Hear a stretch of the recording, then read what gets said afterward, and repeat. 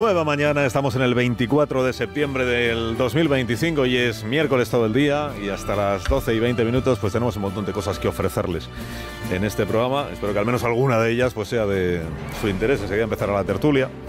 A las 9 va a estar aquí Pedro J. Ramírez para hablarnos del libro que hoy sale a la venta. Y después hablaremos a las 10 con los modernitos de este programa y luego tenemos radioficción, hoy toca función teatral en directo como siempre, en fin, un montón de cosas. A esta hora la prensa de un vistazo entre Claudia Cardinale y Míriam Nogueras, que digamos que son dos estilos, y entre ellas dos y un músico que es hermano del presidente, se reparten hoy las primeras páginas. Se reparten el espacio que les deja Donald Trump, en ese papel que ayer interpretó de gran villano ante la ONU. Donald Trump, que habla de tantas cosas, la verdad, en tan poco tiempo. No se espera profundidad de un mitinero que cada diario puede elegir por dónde coger su intervención de ayer. En La Razón, Trump contra quienes reconocen el Estado palestino. Dice que es premiar a Hamás. En El Mundo, Trump contra la corrección política. Dice que Europa se va al infierno por la corrección. En El País y en El Confidencial, Trump contra la ONU. Dinamita la ONU, dice el primero, la intenta demoler, dice el segundo, la denigra, añade el diario La Vanguardia. No alcanzan a recoger las ediciones de papel lo de esta madrugada. Esta madrugada es que Donald Trump ha escrito en su red social que Ucrania puede aspirar a mantener íntegro su territorio porque es Putin quien lleva 3 años y medio embarcado en una guerra sin rumbo. Claro, hasta hace 4 días estaba Donald Trump convenciendo a Zelensky de lo contrario, de que aceptara la cesión de una parte de su territorio que está controlada por los rusos. O sea, ¿quién no recuerda la bronca que le echaron el señor Trump y su escudero Vance a Zelensky en la Casa Blanca? I'm not telling you. Because you're in no position to dictate that. Remember this. You're in no position to dictate what we're going to feel. Esta bronca. We're going to feel very good. We're going to feel very good. Bronca porque les decía a Zelensky que Putin no tenía ningún deseo de alcanzar ninguna paz, cuando Trump todavía hablaba del ruso como un pacifista y de Zelensky como un amante de la guerra. Bueno, pues qué cosas. Hay cambios de opinión también en Estados Unidos. Le han preguntado al presidente ucraniano en la Fox esta madrugada si le sorprende este giro de Donald Trump. Are you surprised to hear that? A little bit. President Trump was more positive in it. We are ready to finish this war as quick as possible. Dicho que le sorprende un poco, sí, pero que vea a Donald Trump para más positivo y que desea terminar la guerra como lo desea el pueblo ucraniano. Aquí que no lo desea Putin, claro. Bueno, de la crónica de España, 2 asuntos mandan hoy en los diarios. La legislatura, camino a ninguna parte, y el hermano del presidente, camino del banquillo. La Razón abre hoy con el aval de la audiencia de Badajoz a la jueza Viedma, que ha hecho la instrucción del caso del hermano, incluida la alusión implícita que hace la jueza y que reproduce y hace suya la audiencia de Badajoz sobre la posible influencia que tuvo el presidente Sánchez en la colocación de su hermano. Editorial de este periódico: la incertidumbre y el miedo al porvenir asoman a Pedro Sánchez a un abismo. El Mundo recupera hoy la X, que hizo fortuna mediática cuando se investigaban los GAL, salvando las distancias, diría yo. La X era quien estaba en el vértice de la pirámide aquella. Bueno, título de portada del Mundo: 5 jueces ven a Pedro Sánchez como el señor X en el fichaje de su hermano. Lo del señor X no lo dicen los jueces, lo dice el periódico, se entiende. El tribunal de lo que habla es de la posible influencia de don Pedro Sánchez, que así le tratan. Editorial del Mundo: la mención literal al presidente es un golpe político añadido para él y es pertinente, pues responde al intento de la Fiscalía por desvincularle.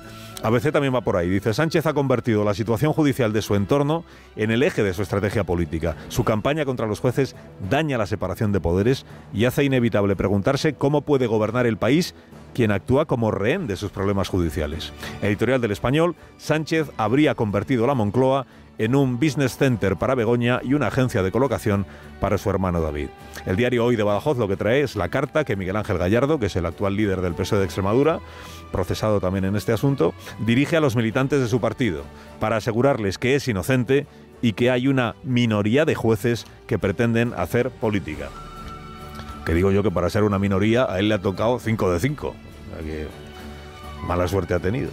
El Confidencial lo que dice es que quien está en apuros es María Jesús Montero, ministra pluriempleada y candidata a perder las elecciones en Andalucía, porque el juez que investiga lo de Ábalos y Aldama en el Tribunal Supremo da por hecho en su último auto que Hacienda aplazó una deuda a Víctor de Aldama después de que Víctor de Aldama se reuniera con el jefe de gabinete de la ministra Montero, el señor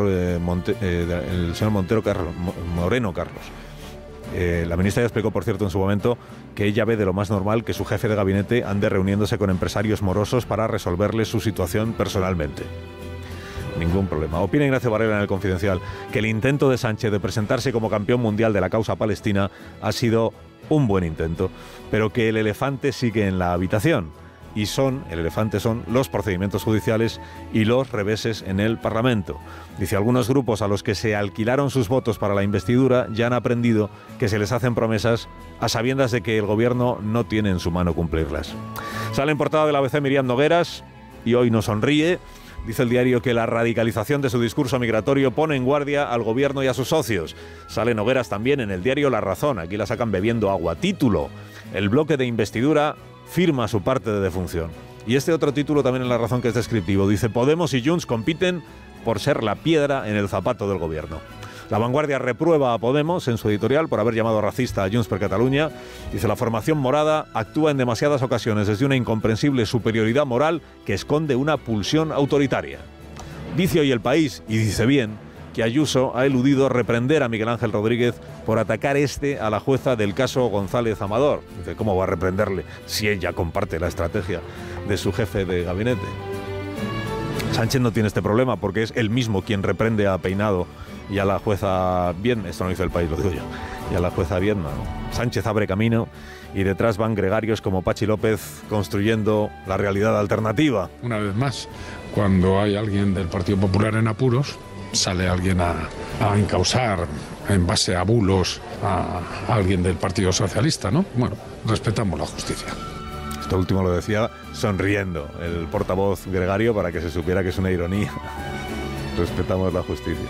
Dedica hoy su columna Sergio del Molino a su paisana Pilar Alegría. Dice, de los 3 trajes políticos que tiene, ministra de Educación, portavoz y candidata autonómica, el ministerial lo tiene casi sin estrenar.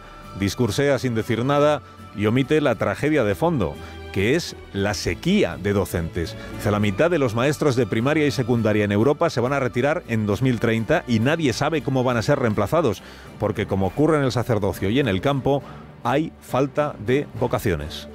Yo agradezco hoy a la portavoz del Gobierno, a Pilar Alegría, que escuche este programa.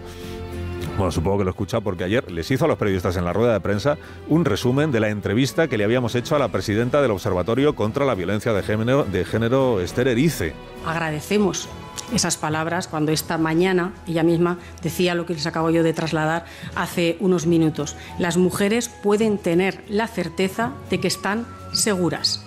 El control es grande. Y decía ella también, Esther Erice, esta misma mañana, que el sistema no es infalible. Ciertamente dijo todo eso la mañana de ayer, aquí, en este programa, la magistrada Erice. Lo que pasa es que también dijo otras cosas. Por ejemplo, que de todas las incidencias en lo de las pulseras se da traslado al Ministerio de Igualdad y que en todos los juzgados hay preocupación por este asunto. Nosotros, desde luego, si tenemos un conocimiento, lo trasladamos inmediatamente, sí. Todos los juzgados, pues sí que hay preocupación y una opinión concreta sobre esta materia. Más protagonistas del día de Claudia Cardinale, presente hoy en todos los diarios por su definitiva ausencia. Hablará enseguida Antonio Casado, que la siguió muchísimo. Y de Jimmy Kimmel destacan hoy los periódicos lo que ha dicho en su regreso esta madrugada, después de que su programa fuera restablecido. Ha dicho que su programa no es importante, que lo importante es garantizar que en un país pueda hacerse un programa como el suyo. This show is not important. What is important is that we get to live in a country that allows us to have a show like this. Yeah!